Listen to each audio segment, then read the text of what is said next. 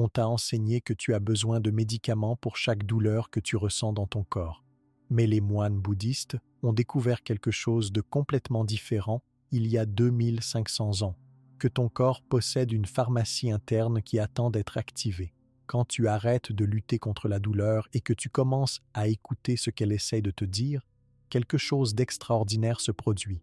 Ton corps commence à se guérir lui-même grâce à des techniques simples que tu peux faire maintenant, assis là où tu es. Bouddha a enseigné que toute souffrance physique a une racine mentale. Et aujourd'hui, tu vas apprendre les 10 techniques exactes que les moines utilisent pour transformer la douleur en guérison sans prendre un seul comprimé. Ce ne sont pas des promesses vides, ce sont des pratiques testées depuis des milliers d'années que la science moderne commence enfin à comprendre. Abonne-toi à la chaîne, laisse ton like et commente de quelle partie du monde tu regardes. Installe-toi confortablement et détends-toi. Commençons. Avez-vous déjà remarqué que votre petit bobo au doigt disparaît tout seul après quelques jours, sans que vous fassiez rien de spécial? Cette capacité naturelle de votre corps à se réparer est au cœur des enseignements bouddhistes sur la santé. Depuis 2500 ans, le bouddhisme nous parle d'une idée simple mais puissante. Notre corps possède déjà tous les outils dont il a besoin pour se soigner. Ce n'est pas une idée nouvelle ou étrange. Les moines bouddhistes observent cette réalité depuis des siècles dans leur quotidien. Dans la tradition bouddhiste, chaque personne naît avec cette capacité d'auto-guérison. Notre corps est fait pour retrouver son équilibre naturel quand quelque chose ne va pas. Pensez à une coupure sur votre peau. Sans aucune intervention, elle se referme toute seule. Votre corps sait exactement quoi faire pour réparer ce petit dommage.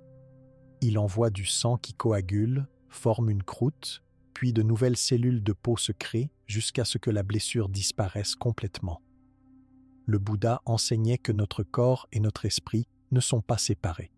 Ce que nous ressentons dans notre tête influence directement notre santé physique. Quand nous sommes très stressés, notre corps change, notre cœur bat plus vite, nos muscles deviennent tendus, notre respiration devient courte. Si ce stress dure longtemps, notre corps commence à souffrir. De même, quand nous ressentons de la colère, notre corps réagit, notre visage devient chaud, notre pression sanguine monte, notre digestion peut se dérégler. Ces réactions ne sont pas dans notre imagination, elles sont réelles et mesurables. Le bouddhisme a compris ce lien entre nos émotions et notre corps bien avant la science moderne. Dans cette vision bouddhiste, la douleur n'est pas un ennemi qu'il faut combattre immédiatement. La douleur est un message. Elle nous dit « Attention, quelque chose ne va pas ici ». Si vous avez mal au ventre après avoir mangé un certain aliment, cette douleur vous informe que cet aliment n'est peut-être pas bon pour vous.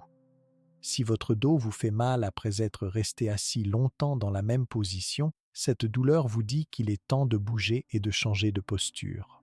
Trop souvent, nous prenons un médicament pour faire taire ce message sans vraiment écouter ce que notre corps essaie de nous dire.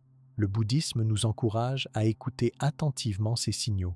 Si nous écoutons vraiment, nous pouvons souvent comprendre ce dont notre corps a besoin pour retrouver son équilibre. Quand nous tombons malades, ce n'est pas simplement une panne mécanique de notre corps. C'est souvent un signe que quelque chose dans notre vie mérite notre attention. Peut-être travaillons-nous trop dur sans prendre assez de repos.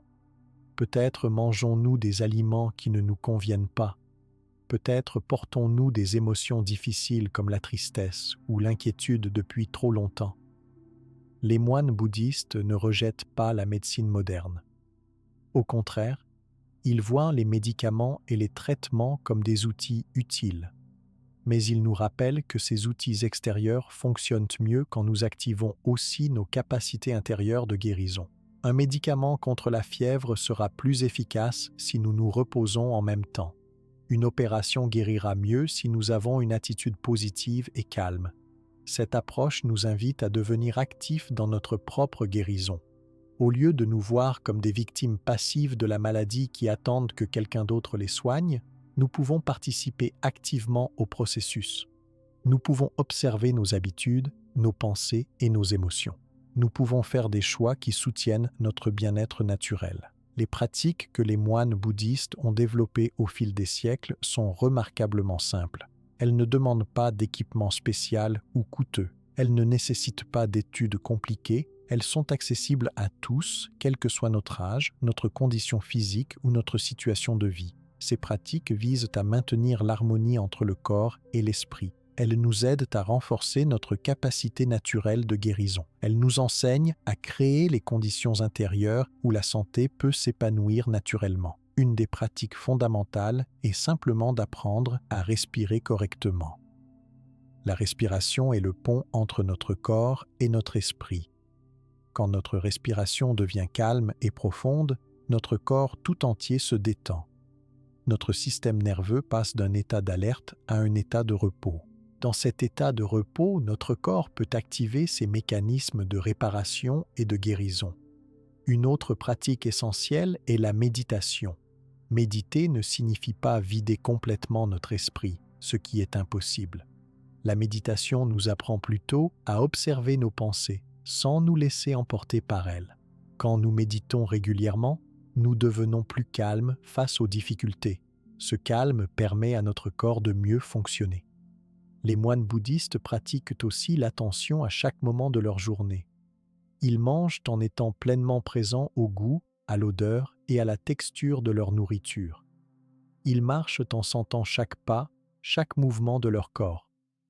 Cette attention constante réduit le stress et crée un environnement intérieur favorable à la santé. La bienveillance envers soi-même est une autre pratique importante. Dans notre culture, nous sommes souvent très durs avec nous-mêmes. Nous nous critiquons, nous nous poussons au-delà de nos limites, nous ignorons les signaux de fatigue. Les moines bouddhistes nous enseignent à traiter notre corps avec gentillesse et respect, comme nous traiterions un bon ami. La gratitude fait également partie de cette approche de la santé. Chaque jour, les moines prennent le temps d'apprécier le bon fonctionnement de leur corps, même quand certaines parties sont malades ou douloureuses. Cette gratitude crée des émotions positives qui soutiennent notre système immunitaire. Toutes ces pratiques créent ensemble un style de vie qui favorise la santé naturelle. Elles ne remplacent pas les soins médicaux quand ceux-ci sont nécessaires. Elles ne promettent pas de guérir toutes les maladies, mais elles nous offrent des outils puissants pour soutenir notre bien-être quotidien et pour traverser les périodes de maladie avec plus de sérénité. En apprenant ces pratiques anciennes, nous redécouvrons une sagesse que nos ancêtres connaissaient bien. Notre corps possède une intelligence remarquable. Il sait comment maintenir son équilibre. Il sait comment se réparer quand il est blessé. Notre rôle est simplement de créer les conditions où cette intelligence naturelle peut s'exprimer pleinement.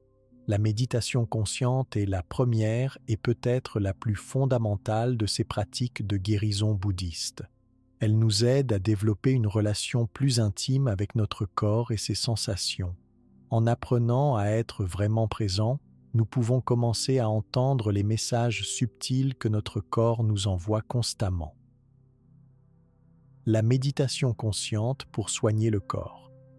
En développant une relation plus intime avec notre corps grâce à la méditation, nous apprenons à écouter les messages subtils qu'il nous envoie. Cette pratique de la méditation consciente est au cœur même des méthodes de guérison bouddhiste. La méditation consciente n'est pas compliquée. Elle consiste simplement à s'asseoir tranquillement et à porter attention à nos sensations corporelles sans les juger. Ce n'est pas une activité mystérieuse réservée aux moines dans les montagnes. C'est une pratique accessible à tous, que nous pouvons intégrer facilement dans notre vie quotidienne. Quand nous méditons régulièrement, même quelques minutes par jour, nous commençons à remarquer des sensations dans notre corps que nous ignorions auparavant. Peut-être sentons-nous une légère tension dans nos épaules. Peut-être remarquons-nous que notre respiration est peu profonde quand nous sommes inquiets. Ces observations nous donnent des informations précieuses sur notre état de santé. La science moderne confirme ce que les bouddhistes savent depuis des siècles. La méditation a des effets mesurables sur notre corps. Elle calme notre système nerveux et réduit la production d'hormones du stress, comme le cortisol. Quand le niveau de ces hormones baisse, notre corps peut consacrer plus d'énergie à la guérison et à la réparation. Pour commencer à pratiquer la méditation, trouvez un endroit calme où vous ne serez pas dérangé pendant quelques minutes. Asseyez-vous confortablement sur une chaise ou sur un coussin. Gardez votre dos droit mais pas rigide. Vous pouvez fermer les yeux ou garder un regard doux fixé sur le sol devant vous. Portez maintenant votre attention sur votre respiration. Ne cherchez pas à la modifier ou à la contrôler. Observez simplement l'air qui entre et qui sort. Sentez votre ventre qui se soulève et s'abaisse. Remarquez la sensation de l'air qui passe par vos narines.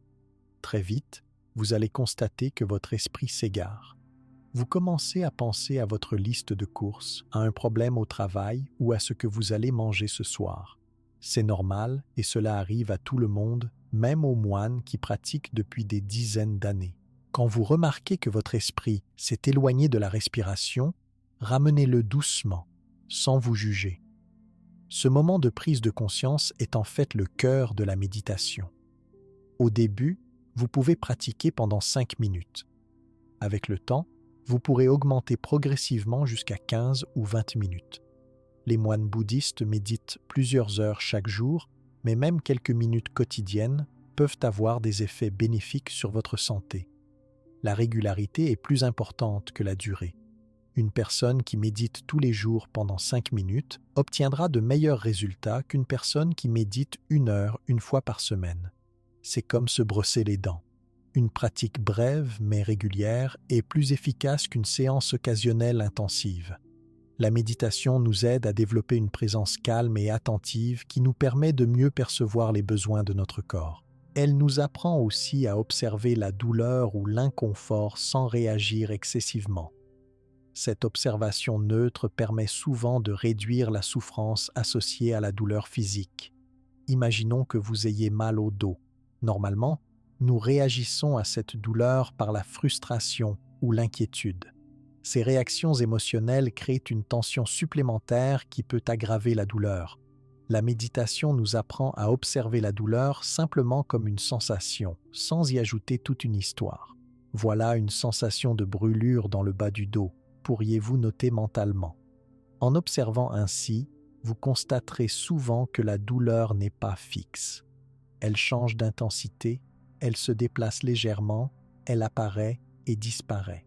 Cette observation attentive peut diminuer votre souffrance, même si la sensation douloureuse elle-même reste présente. Un autre aspect important de la méditation est qu'elle nous aide à sortir du mode pilote automatique. Beaucoup d'entre nous passent leur journée à réagir aux événements sans vraiment prendre conscience de ce qui se passe dans leur corps et leur esprit. Nous mangeons sans goûter, nous marchons sans sentir, nous respirons sans remarquer. Ce manque d'attention nous déconnecte de notre corps et nous empêche de remarquer les premiers signes de déséquilibre ou de maladie. La méditation nous ramène dans le moment présent et nous permet de reprendre contact avec notre expérience corporelle directe. Une forme simple de méditation que vous pouvez pratiquer n'importe où s'appelle l'ancrage dans le corps. Prenez un moment, là où vous êtes, pour sentir vos pieds en contact avec le sol. Sentez vos fesses sur la chaise. Sentez vos mains, là où elles se trouvent. Cette prise de conscience rapide vous ramène dans votre corps et dans le moment présent. Vous pouvez pratiquer cet ancrage plusieurs fois par jour, avant un repas, avant une réunion importante, quand vous êtes stressé ou simplement quand vous vous en souvenez. Petit à petit, cette présence attentive deviendra une habitude qui transformera votre relation avec votre corps. La méditation n'est pas seulement bénéfique pour notre santé physique, elle améliore aussi notre santé mentale et émotionnelle. Des études montrent qu'elle peut réduire l'anxiété, la dépression et l'insomnie. Elle améliore notre concentration et notre mémoire. Elle renforce même nos relations avec les autres en développant notre capacité d'écoute et d'empathie.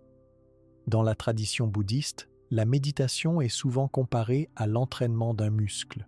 Au début, rester assis tranquillement et observer sa respiration peut sembler difficile ou ennuyeux.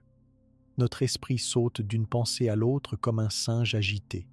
Mais avec la pratique régulière, notre capacité d'attention se renforce. Nous devenons capables de rester présents plus longtemps sans nous laisser emporter par nos pensées.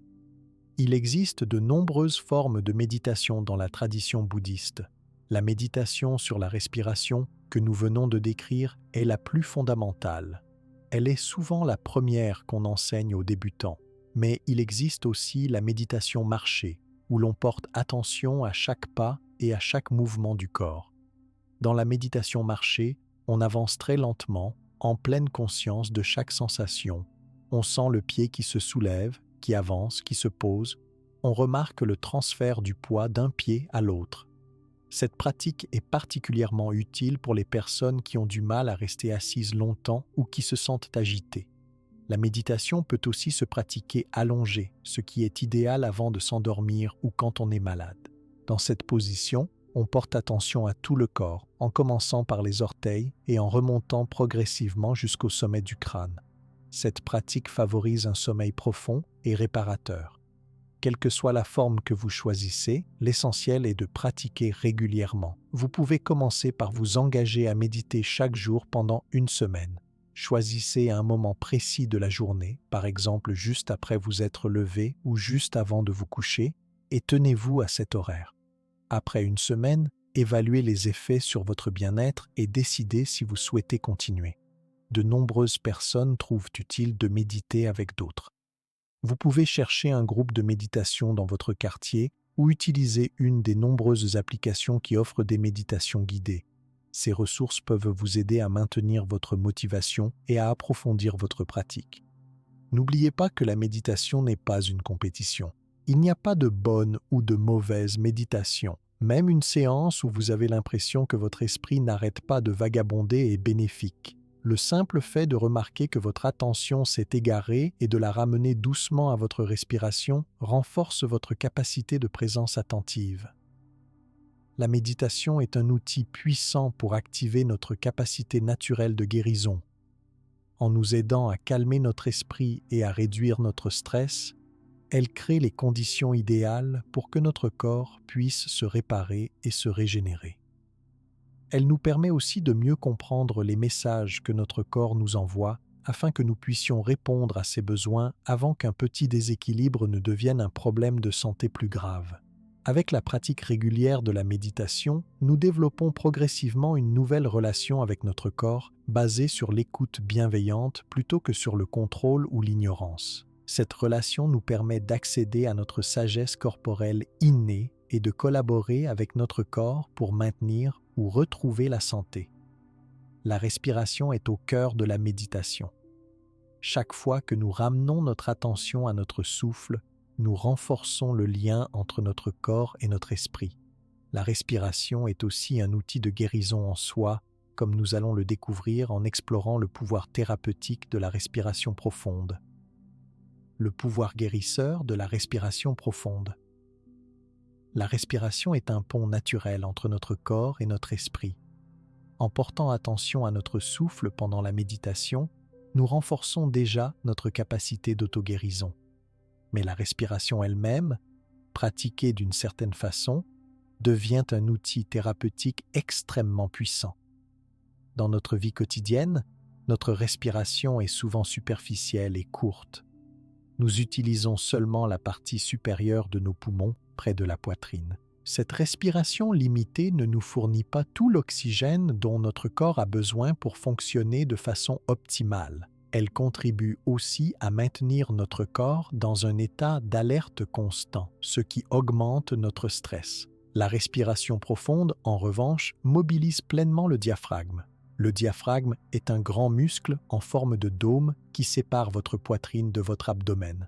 Quand vous respirez profondément, ce muscle descend et crée plus d'espace dans vos poumons. Votre ventre se gonfle à l'inspiration, puis se dégonfle à l'expiration. Cette façon de respirer apporte plusieurs avantages immédiats pour votre santé. D'abord, elle active votre système nerveux parasympathique. Ce système est responsable des fonctions de repos, de digestion et de récupération de votre corps. Quand il est activé, votre corps entre naturellement dans un état propice à la guérison. Votre rythme cardiaque ralentit, votre pression sanguine baisse, vos muscles se détendent. Votre digestion s'améliore, votre système immunitaire devient plus efficace. Tous ces changements créent un environnement intérieur favorable à la réparation cellulaire et à la guérison. Les moines bouddhistes ont développé et pratiqué diverses techniques respiratoires au fil des siècles. Voici quelques-unes des plus simples et des plus efficaces que vous pouvez essayer dès maintenant. La respiration abdominale est la plus fondamentale. Posez une main sur votre ventre, juste sous vos côtes. Posez l'autre main sur votre poitrine. Inspirez lentement par le nez en gonflant votre ventre. Votre main sur le ventre doit se soulever, tandis que celle sur la poitrine ne bouge presque pas. Ensuite, expirez lentement par la bouche en rentrant légèrement le ventre. Répétez cet exercice pendant 3 à 5 minutes. Au début, cette façon de respirer peut sembler étrange ou difficile. C'est normal car nous avons pris l'habitude de respirer superficiellement depuis des années. Avec un peu de pratique, la respiration abdominale deviendra plus naturelle. La respiration alternée par les narines est une technique plus avancée qui équilibre les deux côtés de notre système nerveux. Pour la pratiquer, asseyez-vous confortablement avec le dos droit. Pliez les doigts de votre main droite, sauf le pouce et l'annulaire. Fermez votre narine droite avec le pouce droit et inspirez lentement par la narine gauche. Puis, fermez la narine gauche avec l'annulaire, ouvrez la narine droite et expirez. Inspirez maintenant par la narine droite. Puis, fermez-la, ouvrez la gauche et expirez. Cela constitue un cycle complet. Répétez pendant 5 à 10 cycles. La respiration comptée est particulièrement utile pour calmer un esprit agité. Inspirez en comptant mentalement jusqu'à 4. Retenez votre souffle pendant un compte de 2.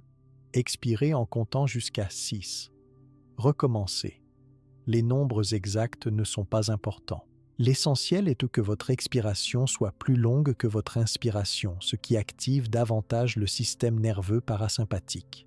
Ces exercices peuvent être pratiqués n'importe où et n'importe quand. Ils sont particulièrement utiles dans les moments de stress ou de douleur. Si vous avez un mal de tête qui commence, quelques minutes de respiration profonde peuvent souvent le soulager avant qu'il ne s'aggrave. Si vous vous sentez tendu ou anxieux avant une réunion importante, 3 respirations profondes peuvent vous aider à retrouver votre calme. La respiration profonde apporte de nombreux bienfaits à court et à long terme. Elle augmente l'apport d'oxygène dans votre corps, ce qui améliore le fonctionnement de toutes vos cellules. Votre cerveau, qui consomme 20% de l'oxygène de votre corps, fonctionne mieux quand il est bien oxygéné. Cette pratique améliore aussi votre circulation sanguine. Quand vous inspirez profondément, la pression négative créée dans votre poitrine aide à attirer plus de sang vers votre cœur. Quand vous expirez, ce sang est pompé plus efficacement vers le reste de votre corps. Cette circulation améliorée aide à éliminer les toxines et à apporter des nutriments essentiels à toutes vos cellules. La respiration profonde peut rapidement soulager les maux de tête liés à la tension. Ces maux de tête sont souvent causés par un rétrécissement des vaisseaux sanguins et une tension excessive des muscles du cou et des épaules. La respiration profonde détend ces muscles et dilate les vaisseaux sanguins, ce qui peut réduire ou éliminer la douleur. Cette pratique aide également à réduire les tensions musculaires dans tout le corps. Beaucoup d'entre nous portent des tensions inutiles dans les épaules, le cou, le dos ou la mâchoire. Ces tensions chroniques peuvent mener à des douleurs persistantes. La respiration profonde aide à relâcher ces zones, souvent sans que nous ayons même besoin d'y penser consciemment. La digestion s'améliore également avec la respiration profonde. Le mouvement du diaphragme masse doucement les organes digestifs, stimulant leur activité. De plus, quand le système nerveux parasympathique est activé par la respiration profonde, plus de sang est dirigé vers le système digestif, ce qui aide à la digestion et à l'absorption des nutriments. La pratique régulière de la respiration profonde renforce aussi votre système immunitaire. Le stress chronique affaiblit nos défenses naturelles contre les maladies. En réduisant ce stress, la respiration profonde permet à votre système immunitaire de fonctionner de manière optimale. Des études ont montré que les personnes qui pratiquent régulièrement des exercices de respiration tombent moins souvent malades et récupèrent plus rapidement quand elles sont affectées. Pour intégrer la respiration profonde dans votre vie quotidienne, vous pouvez établir quelques habitudes simples. Par exemple, Prenez 3 respirations profondes chaque fois que vous vous asseyez pour manger. Cela vous aide à passer d'un état de stress à un état de relaxation, ce qui améliore votre digestion. Vous pouvez aussi pratiquer la respiration profonde pendant 5 minutes chaque matin au réveil et chaque soir avant de dormir. Cette habitude encadre votre journée avec des moments de calme et de présence. Un autre moment idéal pour pratiquer est pendant les pauses naturelles de votre journée, en attendant l'autobus, pendant qu'un fichier se télécharge sur votre ordinateur ou même aux toilettes. Ces petits moments de pratique s'additionnent et peuvent transformer votre état général au fil du temps. Si vous avez du mal à vous souvenir de pratiquer, vous pouvez utiliser des rappels. Placez des petites notes sur votre miroir de salle de bain, sur votre bureau ou programmez une alarme discrète sur votre téléphone. Chaque rappel est une invitation à prendre quelques respirations profondes. La respiration profonde est particulièrement utile lors des moments difficiles. Si vous recevez des nouvelles inquiétantes ou si vous vous trouvez dans une situation stressante, prenez conscience de votre respiration. Est-elle rapide et superficielle? C'est la réaction typique au stress. Prenez volontairement quelques respirations lentes et profondes. Vous sentirez presque immédiatement un changement dans votre état émotionnel. La nuit, si vous vous réveillez avec des inquiétudes qui tournent dans votre tête, la respiration profonde peut vous aider à vous rendormir. Allongé dans votre lit, posez une main sur votre ventre et sentez-le se soulever à chaque inspiration et s'abaisser à chaque expiration. Ce simple exercice détourne votre attention des pensées anxieuses et crée les conditions propices au sommeil. À mesure que vous intégrez la respiration profonde dans votre quotidien, vous deviendrez plus sensible aux changements dans votre respiration. Vous remarquerez comment elle devient superficielle quand vous êtes stressé ou pressé. Cette prise de conscience vous donne l'opportunité de choisir consciemment de revenir à une respiration plus profonde et plus saine. Avec le temps, vous pourriez même constater que votre respiration naturelle devient plus profonde. Votre corps réapprend progressivement ce mode de respiration qui était le sien avant que le stress et les habitudes modernes ne l'altèrent. La respiration profonde est un outil simple mais puissant que vous avez toujours avec vous.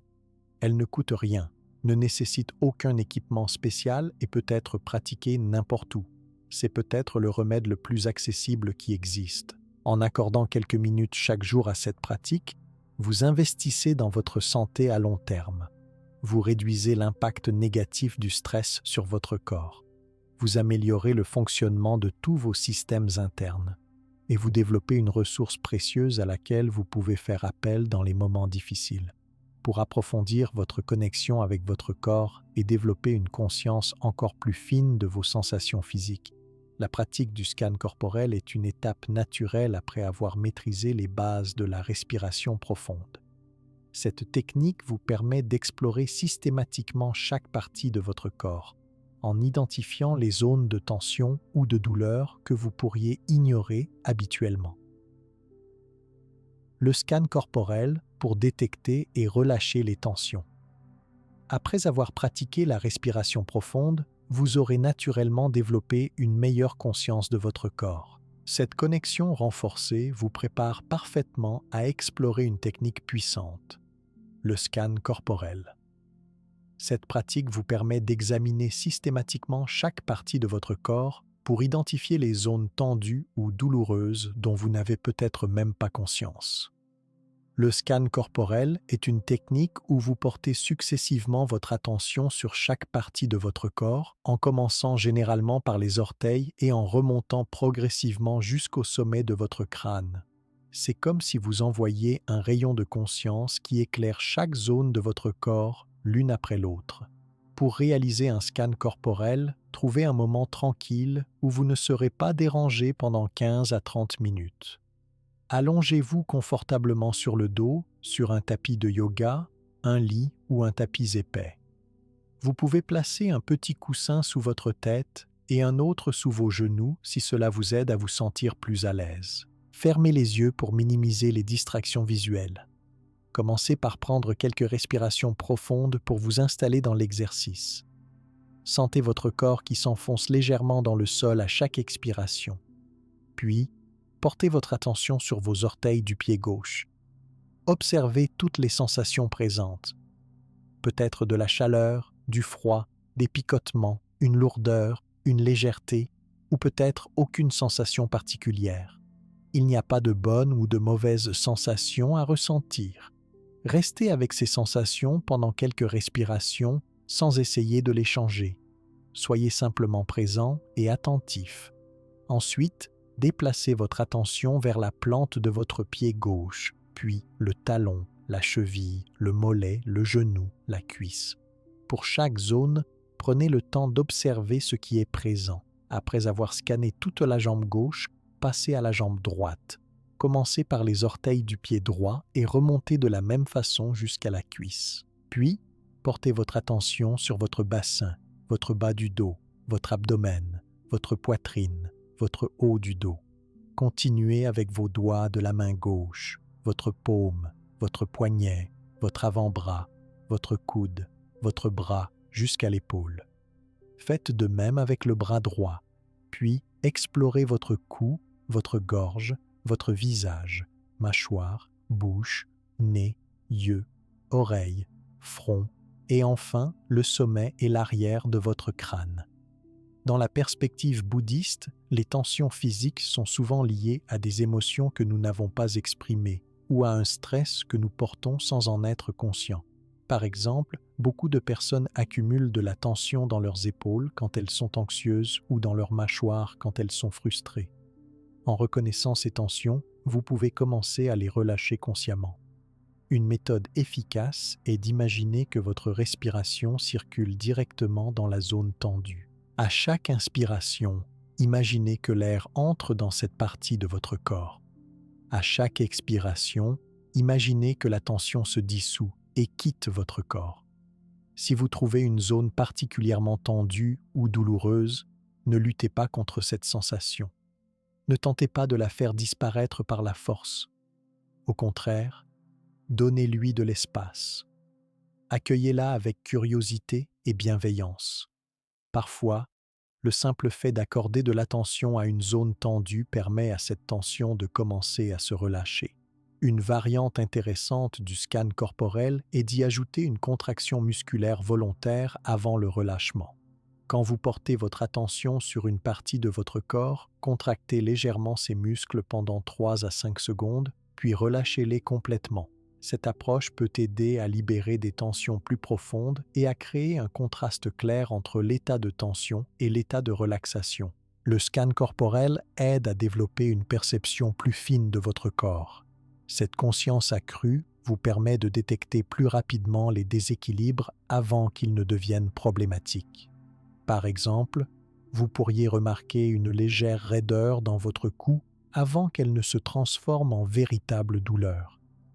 Cette détection précoce vous donne l'opportunité d'agir, peut-être en faisant quelques étirements doux, en ajustant votre posture ou simplement en prenant une pause. Cette pratique est particulièrement bénéfique avant le coucher. Elle aide à relâcher les tensions accumulées pendant la journée et prépare votre corps pour un sommeil réparateur. Beaucoup de personnes qui souffrent d'insomnie trouvent que le scan corporel les aide à s'endormir plus facilement. Le scan corporel peut être pratiqué aussi souvent que vous le souhaitez, mais même 1 ou 2 fois par semaine peuvent apporter des bénéfices significatifs. Si vous n'avez pas 30 minutes devant vous, une version abrégée de 5 à 10 minutes peut également être efficace. Dans ce cas, vous pouvez scanner des zones plus larges, jambes, tronc, bras, tête, plutôt que chaque partie individuelle. Au début, vous pourriez trouver utile d'utiliser un enregistrement audio qui vous guide à travers le processus. De nombreuses applications de méditation et sites web offrent des scans corporels guidés. Avec le temps, vous pourrez pratiquer de façon autonome en suivant votre propre rythme et en accordant plus d'attention aux zones qui en ont besoin. Pour les personnes qui vivent avec des douleurs chroniques, le scan corporel peut être un outil précieux. Il peut sembler contre-intuitif de porter attention à une zone douloureuse, car nous avons tendance à vouloir ignorer la douleur. Cependant, Cette attention consciente et non jugeante peut transformer notre relation à la douleur. En observant attentivement une douleur, vous pourriez découvrir qu'elle n'est pas aussi solide ou permanente qu'elle le paraît. Vous pourriez remarquer qu'elle fluctue en intensité, qu'elle change de qualité, qu'elle se déplace légèrement. Cette observation peut créer un peu d'espace mental autour de la douleur et réduire la souffrance associée, même si la sensation douloureuse elle-même persiste. Le scan corporel nous enseigne également à distinguer entre la douleur primaire, la sensation physique elle-même, et la douleur secondaire, notre réaction émotionnelle et mentale à cette sensation. Souvent, c'est cette réaction secondaire, frustration, peur, désespoir, qui amplifie notre souffrance. En apprenant à observer la sensation pure sans y ajouter ses réactions, nous pouvons considérablement réduire notre niveau de souffrance globale. Pour les personnes très actives ou stressées, le scan corporel offre un moment rare de pause et d'écoute. Dans notre société orientée vers l'action, nous négligeons souvent les signaux subtils que notre corps nous envoie. Nous poussons au-delà de la fatigue, ignorons les petites douleurs et supprimons les émotions inconfortables. Cette négligence peut mener à des problèmes de santé plus graves à long terme. Le scan corporel nous rappelle l'importance de l'écoute intérieure. Il nous aide à reconnaître et respecter les limites de notre corps. Il nous encourage à prendre soin de petits déséquilibres avant qu'ils ne s'aggravent.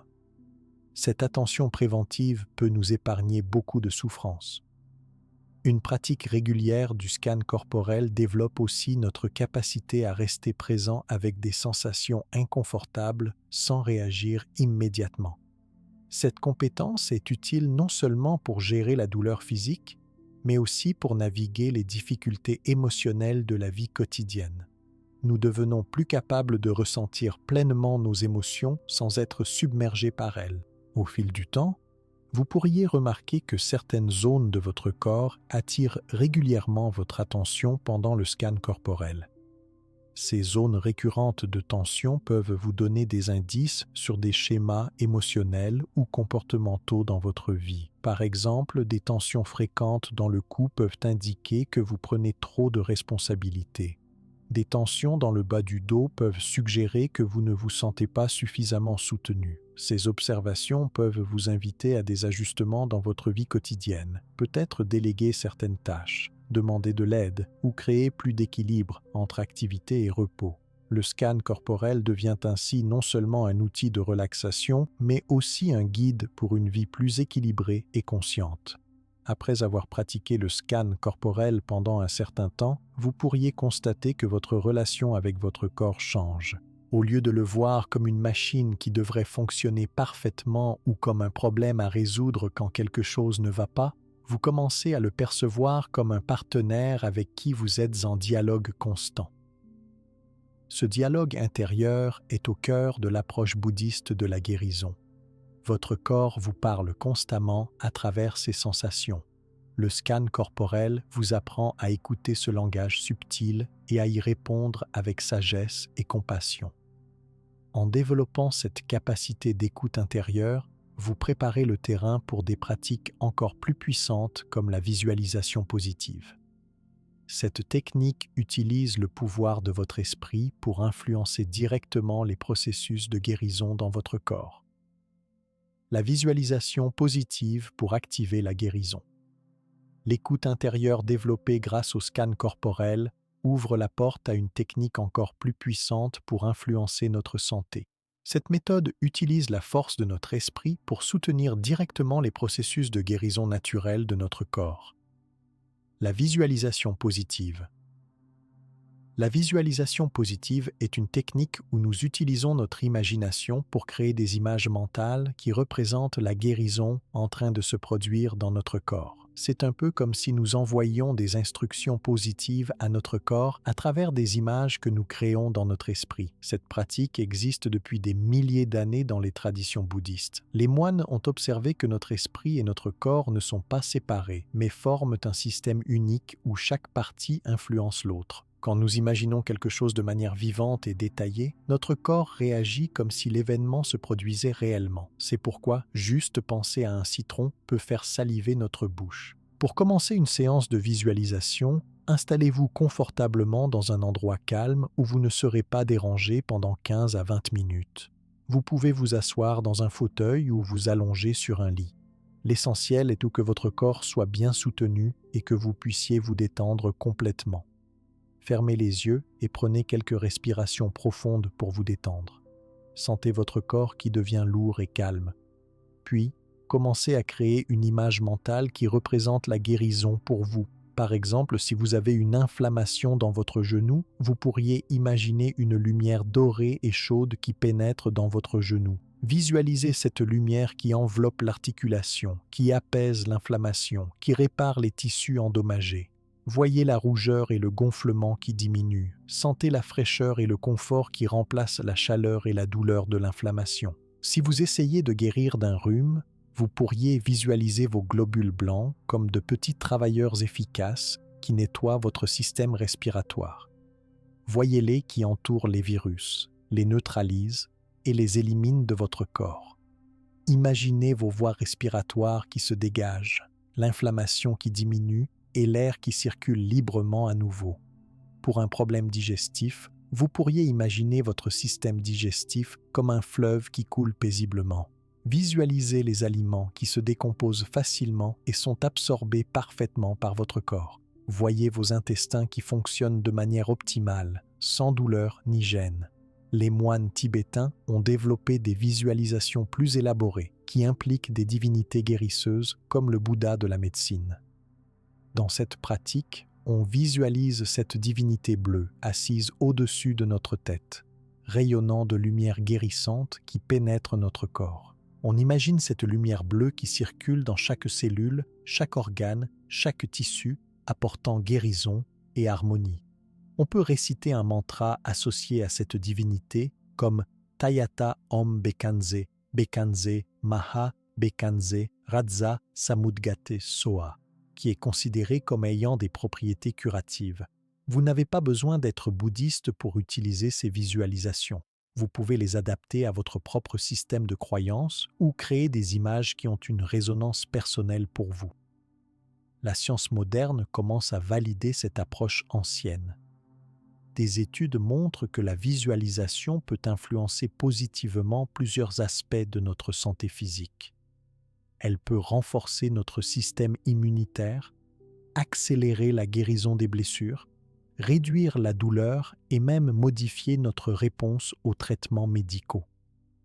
Notre cerveau ne fait pas toujours la différence entre une expérience réelle et une expérience vivement imaginée. Quand nous imaginons quelque chose avec beaucoup de détails, en impliquant tous nos sens, notre cerveau active des circuits neurologiques similaires à ceux qui seraient activés si nous vivions réellement cette expérience.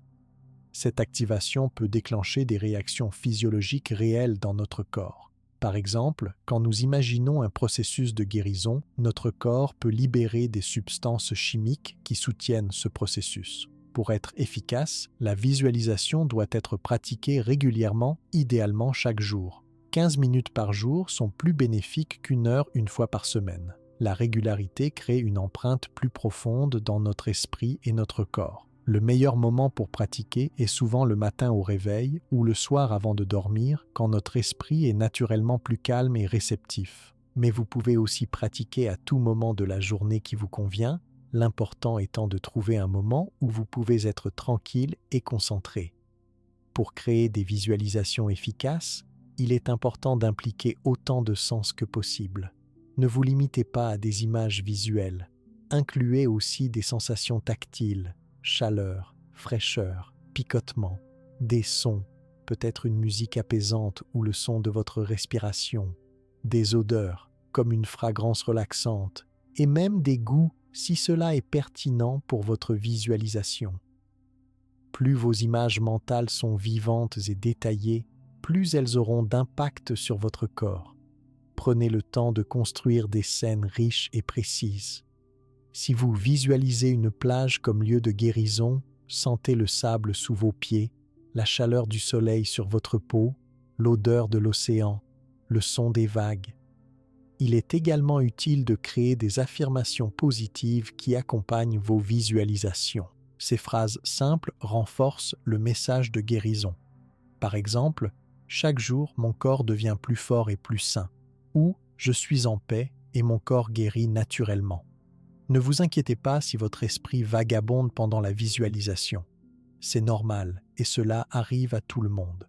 Quand vous remarquez que votre attention s'est égarée, ramenez-la doucement à votre visualisation, sans frustration ni jugement. Si vous trouvez difficile de créer des images mentales claires, ne vous découragez pas. Certaines personnes ont naturellement un style de pensée moins visuel. Dans ce cas, concentrez-vous davantage sur les sensations physiques ou les émotions positives associées à la guérison. L'intention est plus importante que la clarté des images. La visualisation peut être particulièrement utile pour les personnes qui traversent des traitements médicaux difficiles comme la chimiothérapie. Elle peut aider à réduire les effets secondaires et à maintenir une attitude positive qui soutient le processus de guérison. Pour les personnes souffrant de douleurs chroniques, la visualisation offre un outil précieux pour modifier leur perception de la douleur. En visualisant la douleur qui change de forme, de couleur ou d'intensité, elles peuvent souvent réduire leur niveau de souffrance. Au-delà de ses effets sur la santé physique, la visualisation positive a aussi des bénéfices psychologiques importants. Elle nous donne un sentiment de contrôle et d'espoir face à la maladie. Elle réduit l'anxiété et la dépression qui accompagnent souvent les problèmes de santé. Elle nous rappelle que nous ne sommes pas impuissants, que nous avons des ressources intérieures que nous pouvons mobiliser. Cette pratique nous aide également à développer une relation plus positive avec notre corps. Au lieu de le voir comme défectueux ou traître quand nous sommes malades, nous commençons à le percevoir comme un allié qui fait de son mieux pour maintenir l'équilibre et la santé. La visualisation positive peut être adaptée à presque toutes les situations de santé, des problèmes mineurs comme un mal de tête jusqu'aux maladies graves comme le cancer. Bien sûr, elle ne remplace pas les soins médicaux appropriés, mais elle peut compléter ces soins et potentiellement améliorer leurs résultats. Même les personnes en bonne santé peuvent bénéficier de cette pratique. La visualisation régulière peut renforcer le système immunitaire, réduire les effets du stress quotidien et créer une réserve de bien-être qui nous protège contre les maladies futures. Si vous souhaitez approfondir cette pratique, de nombreuses ressources sont disponibles. Des livres, des applications et des enregistrements audio peuvent vous guider à travers différents types de visualisation. Des cours et des ateliers peuvent vous aider à affiner votre technique. Mais rappelez-vous que l'outil le plus puissant est déjà en vous, votre propre imagination. À mesure que vous pratiquez la visualisation positive, vous pourriez remarquer que votre capacité à créer des images mentales vivantes s'améliore. Des détails qui étaient flous deviennent plus clairs. Des sensations qui étaient vagues deviennent plus précises. Cette évolution est un signe que votre pratique porte ses fruits. Vous pourriez aussi constater que les effets de vos visualisations commencent à déborder dans votre vie quotidienne. Vous devenez plus attentif aux sensations de votre corps. Vous remarquez plus rapidement quand quelque chose ne va pas et vous pouvez intervenir plus tôt. Vous développez une confiance plus profonde dans la capacité naturelle de votre corps à maintenir et restaurer sa santé. La visualisation positive nous rappelle que la guérison n'est pas quelque chose qui nous arrive de l'extérieur, mais un processus dans lequel nous pouvons activement participer. Elle nous invite à collaborer avec notre corps plutôt qu'à lutter contre lui ou à l'ignorer. Cette participation active est l'essence même de l'approche bouddhiste de la santé. Elle nous encourage à devenir des partenaires conscients dans notre propre bien-être, non seulement pendant des sessions formelles de pratique, mais à chaque moment de notre vie quotidienne. Cette présence attentive, cette pleine conscience de l'instant présent, est une forme puissante de médecine préventive que nous pouvons pratiquer constamment. La pleine conscience au quotidien. Cette présence attentive dont nous parlions n'est pas limitée à nos sessions de visualisation ou de méditation formelle. Elle peut s'étendre à chaque moment de notre journée, transformant les activités les plus ordinaires en occasions de guérison et de bien-être. C'est ce que les bouddhistes appellent la pleine conscience quotidienne. La pleine conscience quotidienne consiste simplement à être entièrement présent dans chaque activité que nous faisons, que ce soit marcher, manger, travailler ou nous reposer. C'est porter une attention délibérée et bienveillante à notre expérience immédiate, sans nous perdre dans les pensées sur le passé ou le futur. Dans notre vie moderne, nous sommes souvent en pilote automatique.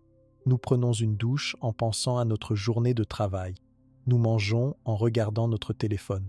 Nous conduisons en planifiant notre soirée. Cette division de notre attention nous déconnecte de notre expérience directe et crée une tension intérieure constante. La pleine conscience nous invite à revenir au moment présent et à vivre pleinement chaque expérience. Quand nous marchons en pleine conscience, nous sentons réellement le contact de nos pieds avec le sol. Nous remarquons le mouvement de nos jambes, le balancement de nos bras, l'air sur notre visage. Nous observons notre environnement avec des yeux frais, les couleurs, les formes, les mouvements autour de nous. Cette façon de marcher n'est pas plus lente que notre marche habituelle. Elle est simplement plus consciente. Nous pouvons la pratiquer n'importe où, en allant au travail, en faisant les courses, ou même juste en nous déplaçant dans notre maison. Quand nous mangeons en pleine conscience, nous prenons le temps d'apprécier vraiment notre nourriture. Nous remarquons les couleurs et les formes dans notre assiette. Nous sentons les odeurs qui s'élèvent. Nous goûtons pleinement chaque bouchée, en notant les saveurs et les textures. Nous mâchons lentement, ce qui aide aussi notre digestion. Cette attention à notre nourriture nous aide à mieux apprécier ce que nous mangeons. Elle nous permet également de reconnaître quand nous sommes vraiment satisfaits, ce qui peut nous aider à manger des quantités plus appropriées pour notre corps. Dans notre travail, la pleine conscience nous aide à nous concentrer sur une tâche à la fois plutôt que de disperser notre attention entre plusieurs activités. Quand nous écrivons un email, nous sommes pleinement présents à l'écriture de cet email. Quand nous participons à une réunion, nous écoutons vraiment ce que les autres disent sans penser à tout ce que nous devons faire ensuite. Cette présence constante réduit considérablement le stress chronique qui est l'un des principaux facteurs de nombreuses maladies modernes. Le stress chronique affaiblit notre système immunitaire, perturbe notre sommeil, déséquilibre nos hormones et crée une inflammation dans tout le corps. En réduisant ce stress grâce à la pleine conscience, nous créons un environnement intérieur beaucoup plus favorable à la santé. Quand nous sommes pleinement présents, nous réagissons moins aux situations stressantes. Au lieu de réagir automatiquement par la peur, la colère ou l'anxiété, nous créons un petit espace entre le stimulus et notre réaction. Dans cet espace, nous pouvons choisir une réponse plus sage et plus saine. Notre corps n'est pas constamment en état d'alerte. Nos muscles se détendent, notre respiration devient plus profonde, notre rythme cardiaque se stabilise. Tous ces changements physiques soutiennent notre santé naturelle et notre capacité de guérison. La pleine conscience nous aide également à faire des choix plus sains. Nous devenons plus attentifs aux besoins réels de notre corps. Repos quand nous sommes fatigués, mouvement quand nous sommes trop sédentaires, nourriture appropriée quand nous avons faim. Nous remarquons plus rapidement les signes de fatigue, de tension ou de déséquilibre avant qu'ils ne deviennent des problèmes plus graves. Pour développer la pleine conscience au quotidien, vous pouvez commencer par choisir une activité simple que vous faites tous les jours, comme vous brosser les dents ou faire la vaisselle. Décidez de faire cette activité avec une attention totale pendant une semaine. Par exemple, quand vous vous brossez les dents, sentez vraiment la brosse contre vos dents et vos gencives. Goûtez le dentifrice. Écoutez le petit bruit de frottement. Observez le mouvement de votre main. Quand votre esprit s'égare vers d'autres pensées, ramenez doucement votre attention à l'acte de vous brosser les dents. Cette pratique peut sembler étrange au début. Nous sommes tellement habitués à faire plusieurs choses à la fois que se concentrer sur une seule activité peut paraître ennuyeux ou inefficace. Mais avec le temps, vous découvrirez que cette attention complète apporte une richesse et une satisfaction surprenantes aux activités les plus simples. Une fois que vous êtes à l'aise avec une activité en pleine conscience, ajoutez-en une autre. Peut-être manger votre petit déjeuner ou marcher jusqu'à l'arrêt de bus. Progressivement, étendez cette pratique à d'autres moments de votre journée. Certains moments sont particulièrement propices à la pleine conscience. Les transitions entre différentes activités, comme le trajet entre la maison et le travail, ou les quelques minutes avant de commencer un repas, sont des occasions idéales pour revenir au moment présent. Les moments d'attente, que nous considérons souvent comme du temps perdu, peuvent devenir des pauses de pleine conscience précieuses. Au lieu de sortir immédiatement votre téléphone quand vous attendez le bus ou faites la queue à la caisse, prenez quelques respirations conscientes. Sentez vos pieds sur le sol. Observez votre environnement. Notez vos sensations corporelles. La pleine conscience peut aussi être intégrée dans les activités physiques comme la marche, la natation ou le jardinage. Au lieu de considérer ces activités uniquement comme un moyen d'atteindre un objectif, faire de l'exercice, se déplacer d'un point à un autre, nous pouvons les apprécier pour l'expérience elle-même. Pour beaucoup de personnes, les tâches ménagères sont des corvées à accomplir le plus rapidement possible. La pleine conscience transforme ces activités en occasions de présence et de satisfaction. Sentir l'eau chaude sur vos mains pendant que vous lavez la vaisselle, remarquer l'odeur fraîche du linge propre, observer les mouvements de votre corps quand vous passez l'aspirateur, toutes ces expériences peuvent devenir des moments de connexion avec le présent. La technologie présente un défi particulier pour la pleine conscience. Nos téléphones, ordinateurs et téléviseurs sont conçus pour capturer et fragmenter notre attention. Pour contrer cette influence, vous pouvez établir des périodes sans technologie dans votre journée. Peut-être les repas, la première heure après votre réveil ou la dernière heure avant de dormir. La pleine conscience s'étend également à notre vie sociale. Quand nous sommes avec d'autres personnes, nous pouvons choisir d'être vraiment présents avec elles, en écoutant attentivement ce qu'elles disent, sans préparer mentalement notre réponse, en observant leur langage corporel, en étant attentifs à nos propres réactions. Cette présence dans nos interactions sociales améliore non seulement nos relations, mais aussi notre santé. Les connexions sociales positives stimulent la production d'hormones bénéfiques comme l'ocytocine et réduisent les niveaux de stress.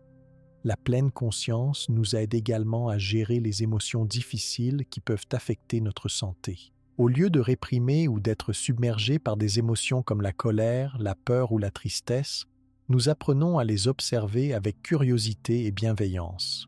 « Je remarque que je me sens en colère », pouvons-nous nous dire. Nous observons où cette émotion se manifeste dans notre corps. Peut-être une tension dans la poitrine, une chaleur au visage, un serrement des mâchoires. En accueillant ainsi l'émotion, nous lui permettons de se déployer et, souvent, de se dissiper plus rapidement, sans causer les dommages à long terme sur notre santé que peut provoquer une émotion réprimée. La pratique de la pleine conscience au quotidien n'exige pas que nous changions radicalement notre style de vie. Nous continuons à faire les mêmes activités, mais nous les faisons différemment, avec présence et attention. Cette simple transformation peut avoir des effets profonds sur notre bien-être physique et mental. Au début, vous oublierez souvent d'être présent. Vous vous retrouverez perdu dans vos pensées, fonctionnant en pilote automatique. C'est parfaitement normal. La pleine conscience n'est pas un état que nous atteignons une fois pour toutes, mais une pratique à laquelle nous revenons sans cesse. Chaque fois que vous vous rappelez de revenir au moment présent, c'est une petite victoire. Avec le temps, ces moments de présence deviendront plus fréquents et plus naturels. La pleine conscience deviendra progressivement une partie intégrante de votre façon d'être dans le monde. Les effets cumulatifs de cette pratique quotidienne sont remarquables. Le stress chronique diminue. Le système immunitaire se renforce. La qualité du sommeil s'améliore. La digestion devient plus efficace. La tension artérielle se stabilise. Au-delà de ces bénéfices mesurables pour la santé, beaucoup de pratiquants rapportent un sentiment accru de paix intérieure et de joie. La pleine conscience nous aide à apprécier pleinement notre vie telle qu'elle est, moment par moment. Elle nous rappelle que la vie ne se trouve pas dans un futur hypothétique ou dans un passé révolu, mais uniquement dans le présent. Cette reconnaissance nous permet de vivre plus pleinement et plus sainement. Cette présence attentive nous ouvre également à un sentiment profond de gratitude. En remarquant les petits plaisirs quotidiens que nous prenons habituellement pour acquis, la chaleur du soleil sur notre peau, le goût d'une pomme fraîche, le sourire d'un ami, nous développons une appréciation plus profonde pour notre vie. Cette gratitude n'est pas seulement un état d'esprit agréable, c'est aussi une force puissante pour notre santé et notre guérison. La gratitude comme médecine. La pleine conscience nous révèle les petits trésors de notre quotidien et éveille naturellement en nous un sentiment de gratitude. Cette reconnaissance des bienfaits présents dans notre vie n'est pas simplement un merci poli que nous disons par habitude. C'est une force profonde qui peut transformer notre santé physique et mentale. La pratique de la gratitude occupe une place centrale dans l'approche bouddhiste de la santé. Elle consiste à reconnaître et apprécier consciemment les aspects positifs de notre vie, même les plus simples ou les plus ordinaires. C'est un exercice de l'esprit qui, avec le temps, change notre façon de voir le monde et de vivre dans notre corps. Chaque jour, nous pouvons prendre quelques minutes pour identifier ce pourquoi nous sommes reconnaissants. Cela peut être aussi simple que la capacité de respirer sans difficulté, de marcher ou de voir le ciel. Nous pouvons être reconnaissants pour la nourriture dans notre assiette, l'eau propre que nous buvons ou le lit confortable dans lequel nous dormons. La gratitude s'étend aussi aux personnes qui nous entourent et nous soutiennent. Nous pouvons apprécier consciemment l'ami qui nous écoute, le médecin qui nous soigne, ou même l'inconnu qui nous sourit dans la rue. Nous pouvons également être reconnaissants pour les capacités de notre propre corps, même quand certaines parties ne fonctionnent pas parfaitement. Cette pratique change profondément notre état d'esprit. Au lieu de nous concentrer sur ce qui ne va pas dans notre corps ou notre vie, nous commençons à remarquer ce qui fonctionne bien. Ce changement de perspective n'est pas juste une pensée positive superficielle. Il produit des changements réels dans notre chimie corporelle. Quand nous ressentons de la gratitude, notre cerveau libère des hormones bénéfiques comme la dopamine et la sérotonine. Ces substances chimiques créent une sensation de bien-être et renforcent également notre système immunitaire. Des études scientifiques ont montré que les personnes qui pratiquent régulièrement la gratitude tombent moins souvent malades et récupèrent plus rapidement quand elles sont affectées. La gratitude nous aide à sortir des cycles de pensée négatives qui peuvent littéralement épuiser notre énergie vitale. Quand nous sommes pris dans la plainte, la critique ou le regret, notre corps reste en état d'alerte. Nos muscles sont tendus, notre digestion ralentit, notre système immunitaire s'affaiblit. Ces réactions étaient utiles pour nos ancêtres face à un danger immédiat, mais elles sont nuisibles quand elles deviennent chroniques. En cultivant la gratitude, nous réduisons les émotions toxiques comme l'envie, la rancune ou l'amertume. Ces émotions, quand elles persistent, créent une inflammation dans notre corps et peuvent contribuer à de nombreuses maladies chroniques. La gratitude agit comme un antidote naturel à ces poisons émotionnels. Pour pratiquer la gratitude de manière formelle, vous pouvez tenir un journal. Chaque soir, avant de vous coucher, écrivez 3 choses pour lesquelles vous êtes reconnaissant aujourd'hui. Elles peuvent être grandes ou petites, extraordinaires ou ordinaires. L'important est qu'elles soient sincères et personnelles pour vous. Par exemple, vous pourriez écrire « Je suis reconnaissant pour le repas délicieux que j'ai mangé ce midi. Je suis reconnaissant d'avoir pu marcher dans le parc sans douleur. » Ou « Je suis reconnaissant pour la conversation agréable avec mon voisin. » En écrivant, essayez de ressentir vraiment la gratitude, pas seulement de noter mécaniquement des items sur une liste. Ressentez la chaleur de ce sentiment dans votre cœur. Laissez-le se répandre dans tout votre corps. Cette expérience émotionnelle renforce les bénéfices pour votre santé. Une autre façon de pratiquer la gratitude est de créer un rituel du matin. Dès votre réveil, avant même de sortir du lit, prenez un moment pour exprimer silencieusement votre gratitude pour la nouvelle journée qui commence. Vous pouvez remercier pour le simple fait d'être vivant, d'avoir un corps qui fonctionne, d'avoir l'opportunité de vivre une journée de plus. Ce rituel matinal établit une tonalité positive pour toute votre journée. Il active votre système parasympathique, responsable du repos et de la récupération, et vous prépare à affronter les défis quotidiens avec plus de résilience. Vous pouvez également pratiquer la gratitude pendant vos repas. Avant de commencer à manger, prenez un moment pour apprécier la nourriture devant vous. Pensez à toutes les personnes qui ont contribué à ce repas, ceux qui ont cultivé les aliments, ceux qui les ont transportés, ceux qui les ont préparés. Cette conscience crée une connexion plus profonde avec votre nourriture et améliore même votre digestion. La gratitude peut se pratiquer dans les interactions avec les autres. Quand quelqu'un fait quelque chose pour vous, même quelque chose de petit, prenez le temps de le remarquer et d'exprimer votre appréciation. Ce n'est pas seulement bon pour votre propre santé, mais cela renforce également vos relations, ce qui est un autre facteur important pour le bien-être.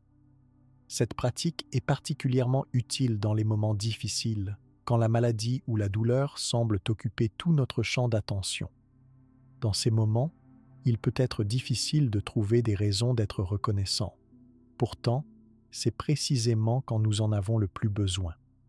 Si vous êtes malade, vous pourriez être reconnaissant pour les parties de votre corps qui fonctionnent bien, pour les personnes qui prennent soin de vous, ou même simplement pour un moment sans douleur. Si vous traversez un traitement médical difficile, vous pourriez exprimer votre gratitude pour les médicaments disponibles, pour les professionnels de santé compétents ou pour votre propre force intérieure.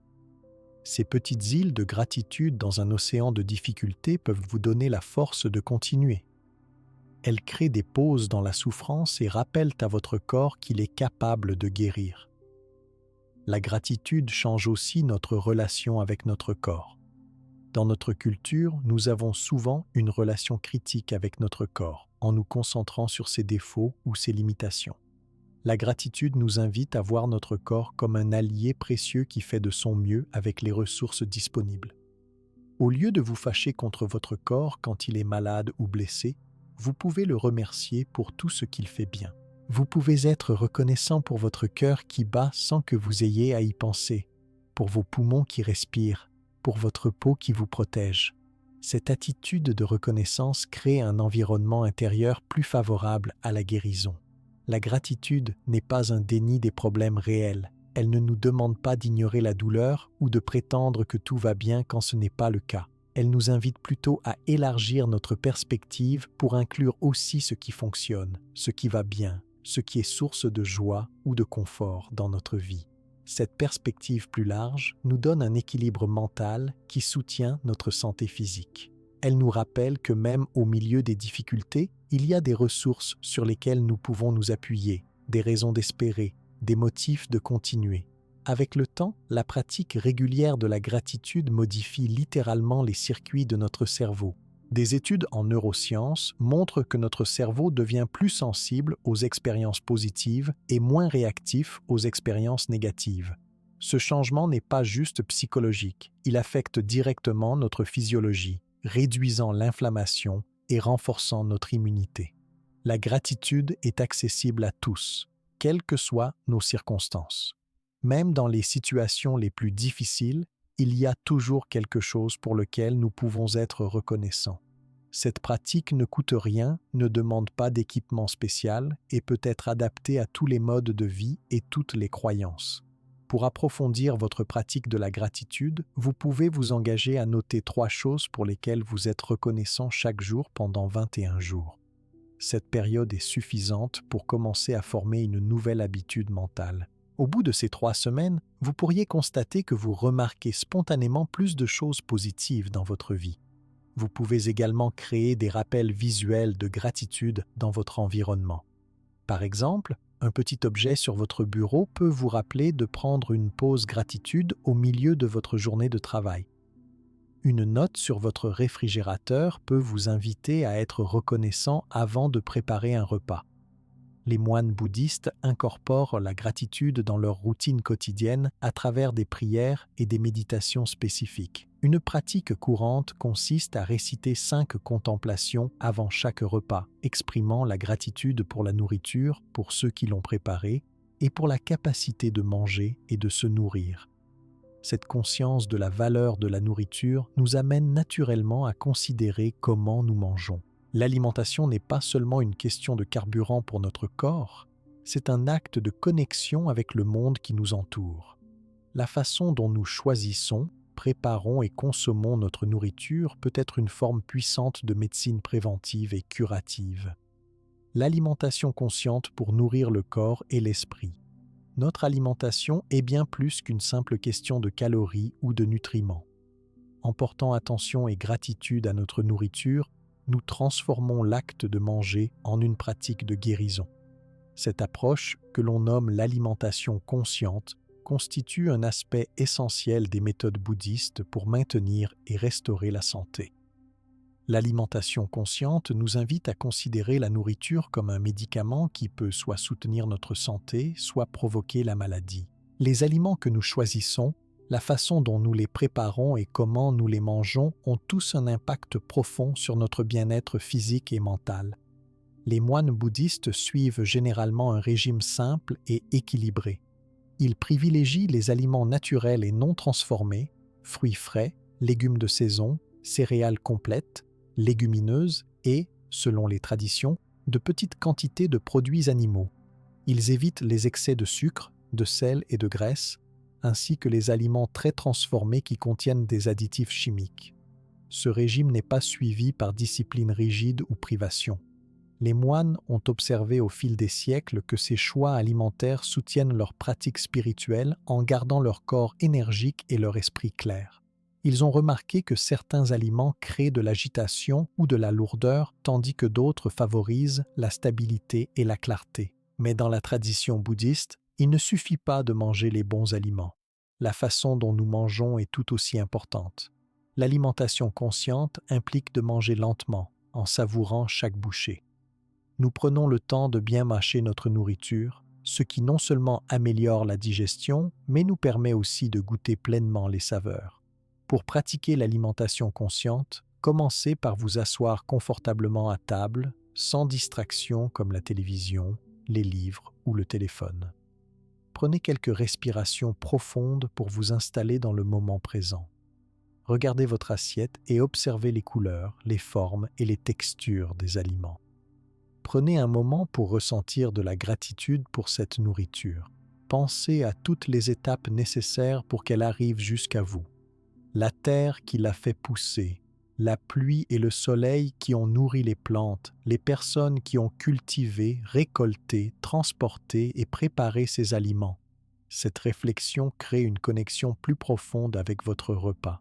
Quand vous commencez à manger, prenez de petites bouchées. Mâchez lentement et complètement, peut-être 15 à 20 fois pour chaque bouchée. Observez les saveurs qui se développent dans votre bouche. Notez les textures qui changent pendant que vous mâchez. Soyez attentif au moment où vous avalez et à la sensation de la nourriture qui descend dans votre œsophage. Entre les bouchées, posez vos ustensiles. Ce simple geste vous aide à ralentir et à rester présent au repas. Prenez le temps de respirer et de vérifier votre niveau de satiété. Nous mangeons souvent trop rapidement pour remarquer quand notre corps a reçu assez de nourriture. L'alimentation consciente nous aide à développer une écoute attentive des signaux de faim et de satiété de notre corps. Dans notre société moderne, nous mangeons souvent pour des raisons qui n'ont rien à voir avec la faim physique, par ennui, par habitude, par stress ou parce que c'est l'heure du repas. Cette déconnexion de nos signaux corporels peut mener à la suralimentation ou à des choix alimentaires qui ne correspondent pas à nos besoins réels. En pratiquant l'alimentation consciente, nous apprenons à distinguer la faim physique des autres motivations pour manger. La faim physique apparaît graduellement, s'accompagne de sensations corporelles comme des gargouillements d'estomac et peut être satisfaite par divers aliments.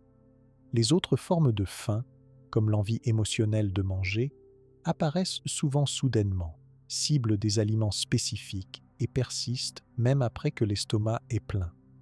De même, nous devenons plus sensibles aux signaux de satiété. Nous remarquons le moment où notre corps a reçu suffisamment de nourriture, bien avant de nous sentir pleins ou inconfortables. Manger jusqu'à ce point de satisfaction légère, plutôt que jusqu'à la plénitude totale, est une pratique bouddhiste traditionnelle qui soutient la santé et la longévité.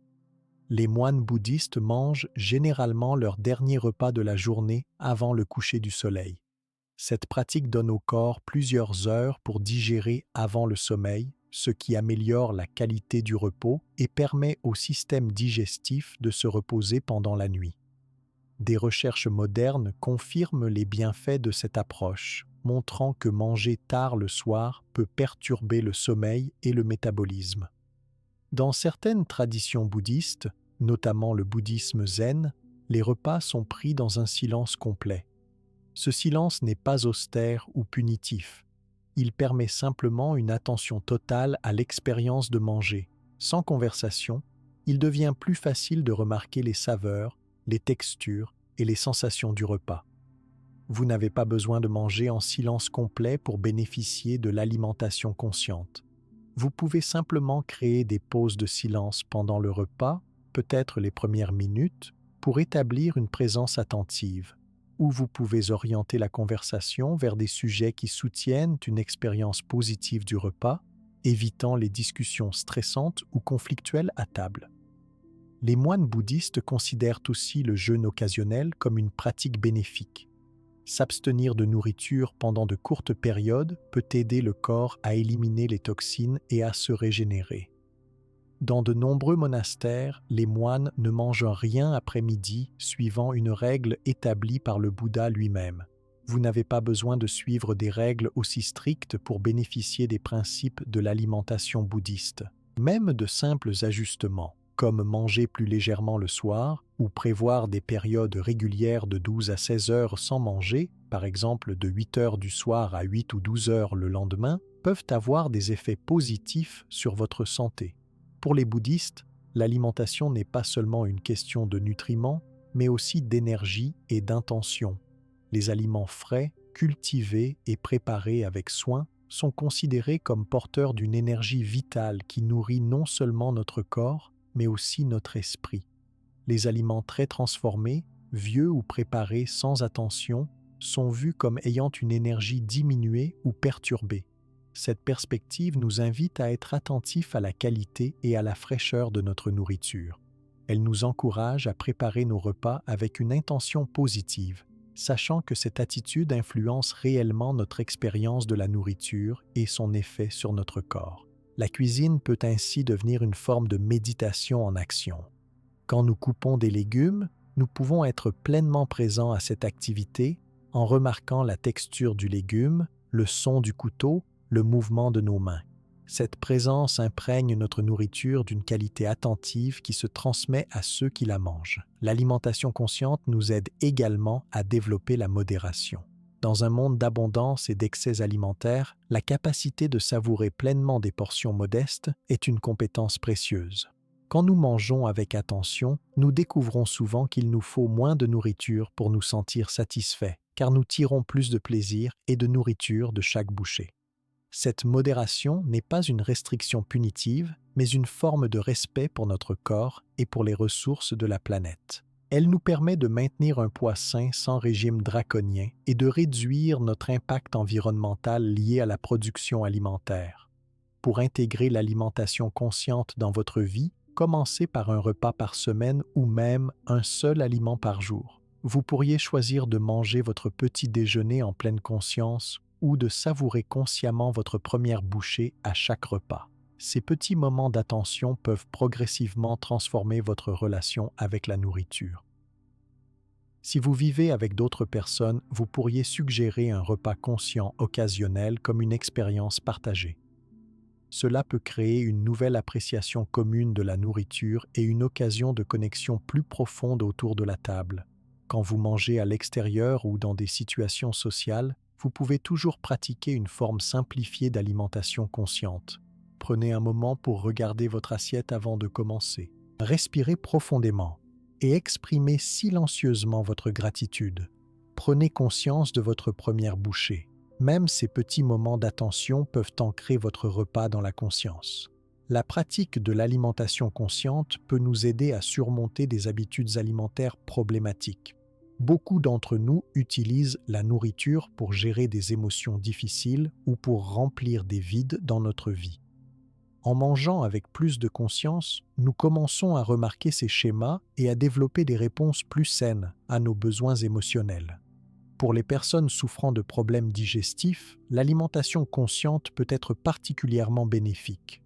Manger lentement, bien mâcher et être attentif aux signaux de notre corps peuvent réduire les symptômes comme les ballonnements, les brûlures d'estomac et la constipation. Cette approche peut également nous aider à identifier les aliments spécifiques qui ne nous conviennent pas. L'alimentation consciente nous reconnecte aussi au plaisir de manger. Dans notre culture pressée, nous perdons souvent de vue que manger est censé être une expérience agréable. En ralentissant et en portant attention, nous redécouvrons les joies simples des saveurs, des textures et des arômes. Ce plaisir n'est pas superflu, il fait partie intégrante d'une relation saine avec la nourriture. Enfin, l'alimentation consciente nous rappelle notre interconnexion avec tous les êtres vivants. La nourriture dans notre assiette nous relie à la terre, aux plantes, aux animaux et aux nombreuses personnes impliquées dans sa production. Cette conscience peut inspirer en nous un sentiment de responsabilité envers notre environnement et notre communauté. En nourrissant notre corps avec attention et gratitude, nous créons les conditions pour une santé optimale. Mais notre bien-être ne dépend pas seulement de ce que nous mangeons. Il dépend aussi de comment nous bougeons. Le mouvement conscient est une autre dimension essentielle de l'approche bouddhiste de la santé, qui complète parfaitement les pratiques alimentaires que nous venons d'explorer. Le mouvement méditatif pour équilibrer l'énergie. Notre corps n'a pas seulement besoin d'être bien nourri, il a aussi besoin de bouger. Mais tous les mouvements ne sont pas égaux pour notre santé. Dans la tradition bouddhiste, certaines formes de mouvements sont spécialement conçues pour harmoniser le corps et l'esprit, tout en favorisant la guérison et le bien-être. Le mouvement méditatif comme le Qigong, le Tai Chi ou le Yoga lent fait partie intégrante des pratiques de guérison bouddhiste. Ces exercices ne visent pas à vous essouffler ou à développer vos muscles. Leur objectif est d'équilibrer l'énergie vitale dans tout votre corps en combinant mouvement, respiration et attention.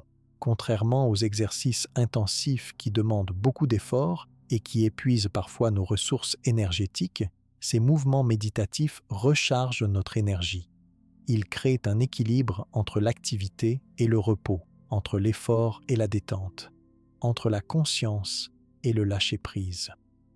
Le Qigong est une pratique ancienne composée de mouvements lents et fluides, accompagnés d'une respiration profonde.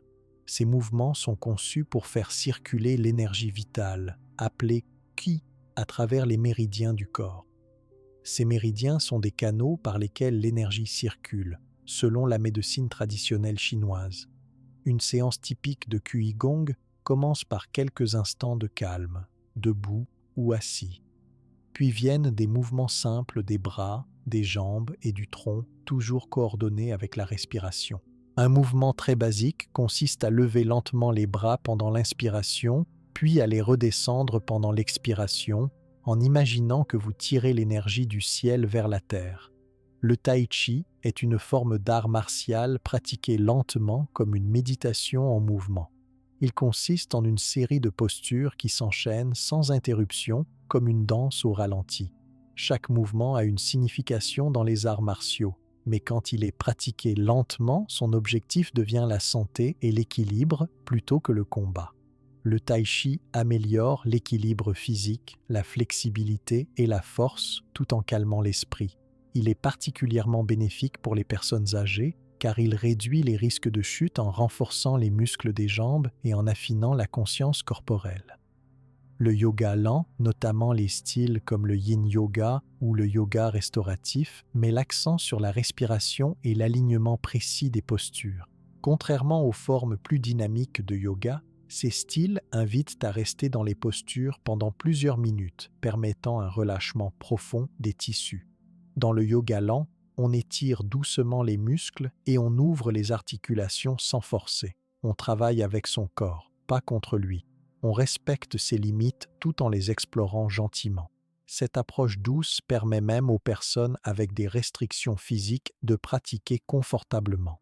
Ces pratiques améliorent la circulation sanguine, ce qui permet de mieux nourrir les cellules et d'éliminer les déchets métaboliques.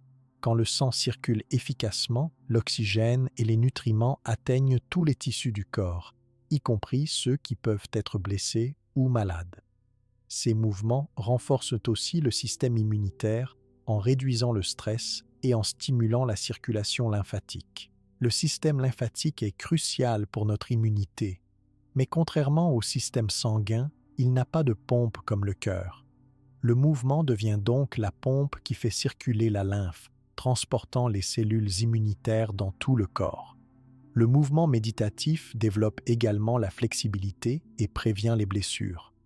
La raideur dans les muscles et les articulations n'est pas seulement inconfortable, elle peut aussi mener à des problèmes plus graves comme des chutes ou des déchirures musculaires. En pratiquant régulièrement des mouvements doux et conscients, nous gardons notre corps souple et résilient.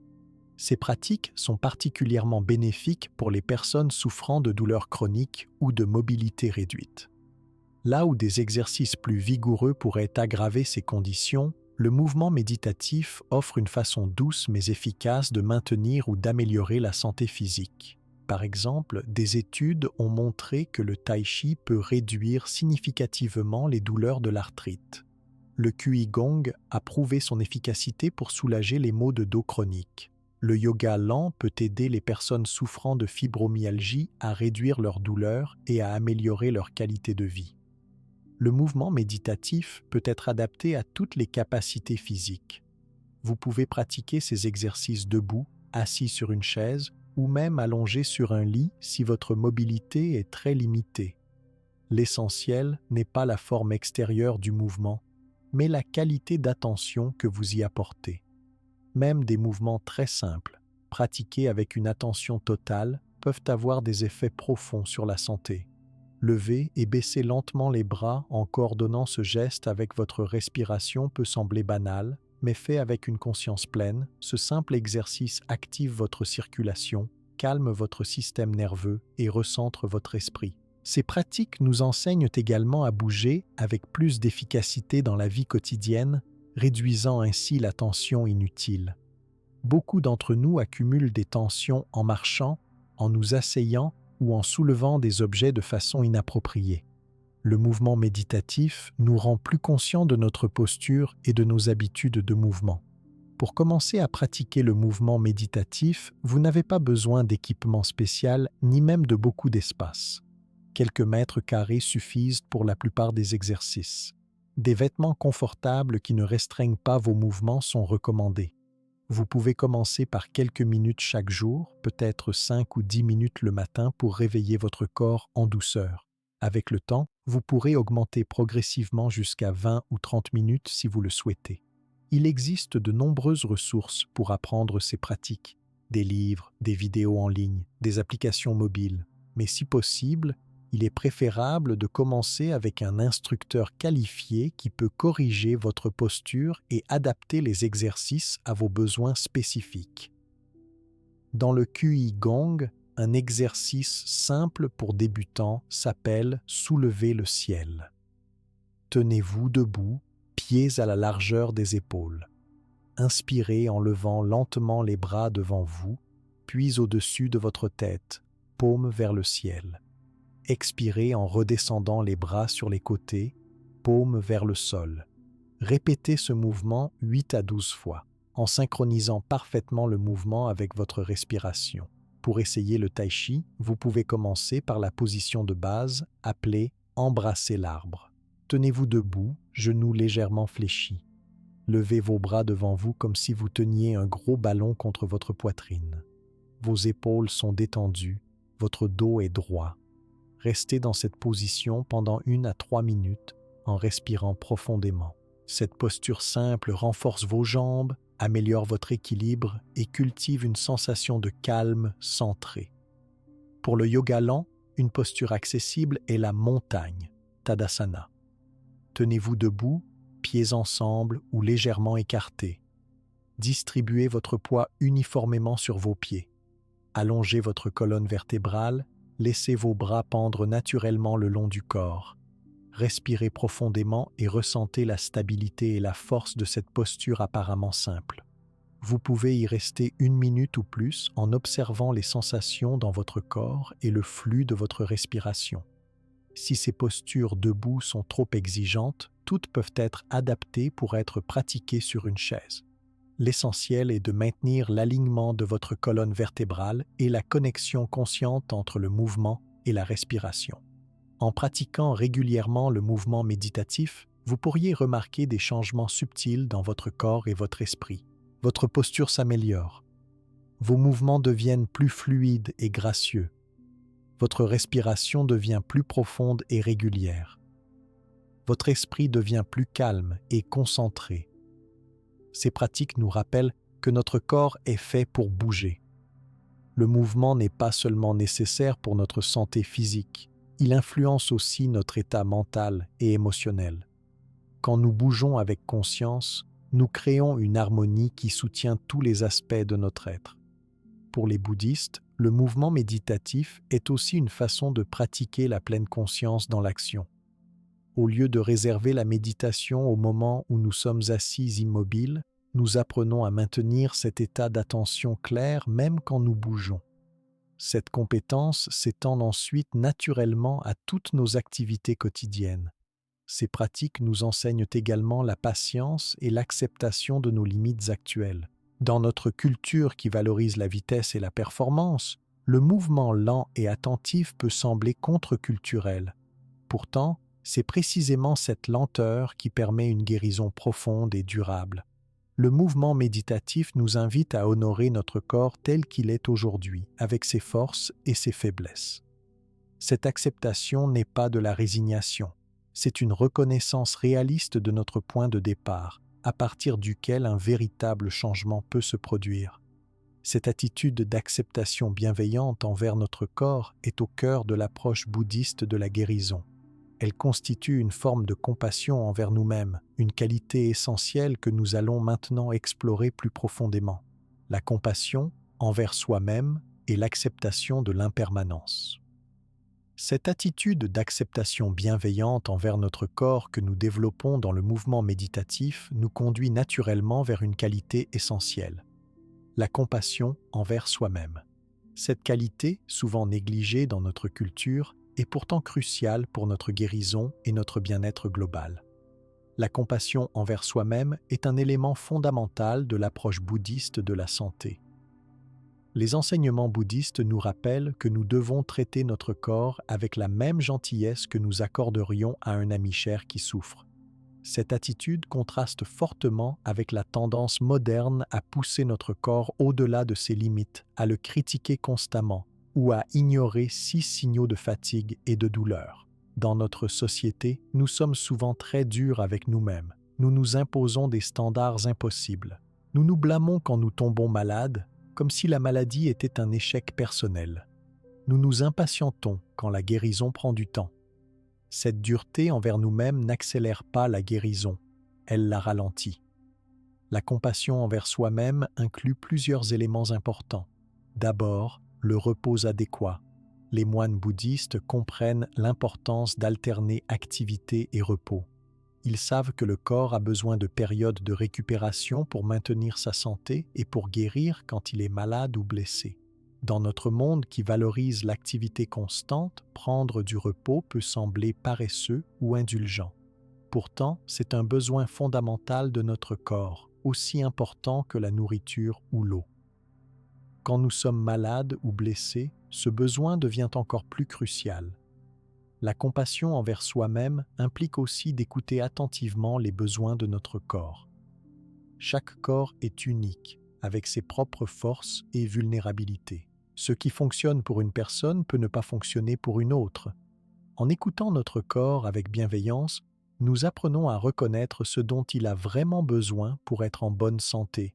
Quel type de nourriture, combien de sommeil, quel type d'exercice, quel équilibre entre activité et repos. Un autre aspect important est la patience pendant le processus de guérison. Les bouddhistes savent que la guérison suit son propre rythme. Elle ne peut pas être forcée ou accélérée par notre volonté. En acceptant ce rythme naturel, nous réduisons notre frustration et nous permettons au processus de guérison de se dérouler de façon optimale. pour cultiver la compassion envers vous-même, commencez par observer votre dialogue intérieur quand vous êtes malade ou blessé. Notez si vous vous parlez avec dureté ou critique. Puis, consciemment, choisissez de vous parler avec plus de gentillesse, comme vous parleriez à un ami cher qui souffre. Par exemple, au lieu de penser « je suis tellement faible d'être encore malade » ou « je devrais déjà être guéri », essayez des pensées plus compatissantes comme « c'est difficile d'être malade »,« je fais de mon mieux » ou « mon corps travaille dur pour guérir, je vais lui donner le temps dont il a besoin ». Vous pouvez aussi pratiquer des gestes physiques de compassion envers vous-même. Placez doucement une main sur la zone de votre corps qui souffre ou est malade. Ce simple toucher peut transmettre un message de soin et d'attention à votre corps. Ou placez une main sur votre cœur quand vous ressentez de la détresse émotionnelle liée à votre état de santé. La méditation de l'amour bienveillant est une pratique bouddhiste traditionnelle qui peut nourrir la compassion envers soi-même. Dans cette méditation, on répète silencieusement des phrases comme « Puissé-je être en bonne santé »,« Puissé-je être en paix »,« Puissé-je être libéré de la souffrance ». Cette pratique peut sembler artificielle au début, mais avec le temps, elle peut transformer profondément notre relation avec nous-mêmes. Cette bienveillance envers nous-mêmes n'est pas seulement psychologique. Elle a des effets physiques mesurables. Des études scientifiques montrent que la compassion envers soi-même réduit l'inflammation dans le corps, renforce le système immunitaire et active le système nerveux parasympathique, responsable du repos et de la récupération. Quand nous nous traitons avec compassion, notre corps libère des hormones apaisantes comme l'ocytocine, souvent appelée hormone de l'amour, qui favorise la guérison et le bien-être. À l'inverse, l'autocritique sévère déclenche la production d'hormones du stress comme le cortisol qui peuvent entraver le processus de guérison.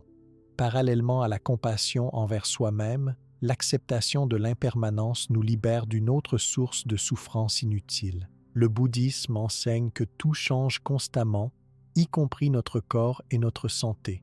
Rien n'est permanent, tout est en flux continuel. Notre corps est en transformation permanente. Des millions de cellules meurent et naissent chaque jour. Notre peau se renouvelle complètement tous les 27 à 30 jours. Nos os, qui semblent si solides, sont constamment démantelés et reconstruits. Même notre cerveau continue à former de nouvelles connexions tout au long de notre vie. La maladie, la douleur et même la santé sont des états temporaires. Ils apparaissent, durent un certain temps, puis disparaissent. Cette perspective nous aide à ne pas nous identifier excessivement à la maladie ou à la douleur. Quand nous sommes malades, nous avons tendance à penser « je suis un malade » ou « je suis ma maladie », comme si cet état définissait tout notre être. L'acceptation de l'impermanence nous rappelle que la maladie est juste une condition passagère, pas notre identité fondamentale. Elle nous aide à voir que même les maladies chroniques fluctuent en intensité et en impact sur notre vie.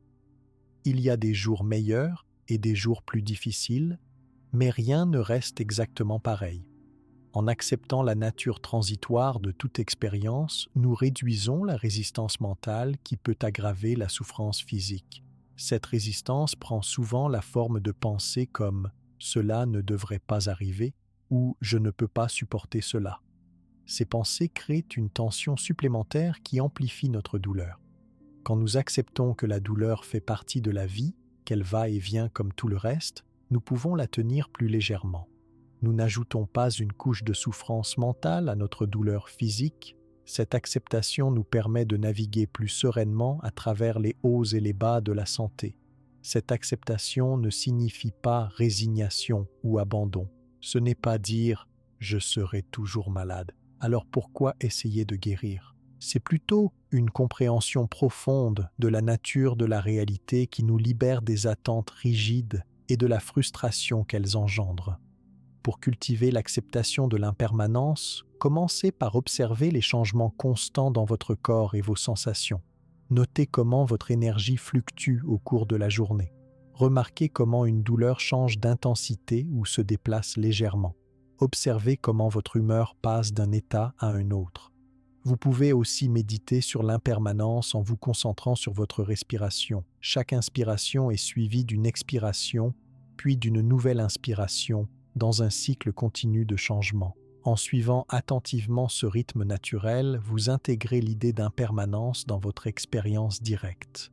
Une autre pratique consiste à observer les changements saisonniers dans la nature. Les arbres qui perdent leurs feuilles en automne, la terre qui se repose en hiver, les nouvelles pousses au printemps, la pleine croissance en été, ce cycle reflète les phases naturelles que notre corps traverse aussi. La maladie et la guérison peuvent être vues comme des saisons dans notre vie. Parfois, nous sommes en hiver, un temps de retrait et de repos. D'autres fois, nous sommes au printemps, un temps de renouveau et de croissance. Ces phases ne sont pas bonnes ou mauvaises en soi. Elles font partie du cycle naturel de la vie. Cette perspective nous aide à aborder la maladie avec moins de peur et la guérison avec moins d'impatience. Nous comprenons que notre état actuel, quel qu'il soit, n'est pas permanent. Cette compréhension nous donne l'espace pour accueillir notre expérience présente tout en restant ouvert au changement. La compassion envers soi-même et l'acceptation de l'impermanence travaillent ensemble pour créer un environnement intérieur propice à la guérison. La compassion nous permet de nous traiter avec gentillesse quand nous souffrons. L'acceptation de l'impermanence nous rappelle que la souffrance, comme tout le reste, changera avec le temps. Ensemble, ces qualités nous aident à traverser les périodes difficiles avec plus de grâce et moins de résistance. Elles nous rappellent que la guérison n'est pas seulement l'absence de symptômes, mais une harmonie profonde entre le corps, l'esprit et le cœur. La guérison véritable, selon le bouddhisme, est un retour à notre nature fondamentale de plénitude et d'équilibre. Cette nature est toujours présente en nous, même quand elle est temporairement obscurcie par la maladie ou la douleur. Les pratiques que nous avons explorées nous aident à nous reconnecter à cette santé innée. Ces pratiques forment ensemble une approche holistique de la santé qui complète harmonieusement la médecine moderne. Elles nous rappellent que la guérison véritable engage l'être entier et que nous avons un rôle actif à jouer dans ce processus. Au fil de ce voyage à travers les méthodes bouddhistes de guérison, nous avons découvert que notre corps possède naturellement tous les outils nécessaires pour se soigner. Nous avons appris que la méditation consciente nous aide à développer une relation plus intime avec notre corps, nous permettant d'écouter ses messages avec clarté. Nous avons exploré le pouvoir guérisseur de la respiration profonde, qui active notre système nerveux parasympathique et crée les conditions idéales pour la guérison. Le scan corporel nous a montré comment détecter et relâcher les tensions que nous portons inconsciemment. La visualisation positive nous a enseigné à utiliser notre esprit pour influencer positivement notre santé physique. La pleine conscience au quotidien nous a rappelé l'importance d'être présent dans chaque moment, transformant les activités ordinaires en occasion de guérison. Nous avons reconnu la gratitude comme une forme puissante de médecine qui change notre biochimie et renforce notre système immunitaire. L'alimentation consciente nous a montré comment nourrir notre corps avec attention et respect.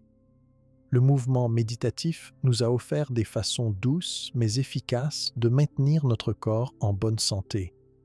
Enfin, la compassion envers soi-même et l'acceptation de l'impermanence nous ont aidés à adopter une attitude qui soutient notre bien-être global, même face aux défis de la maladie et de la douleur.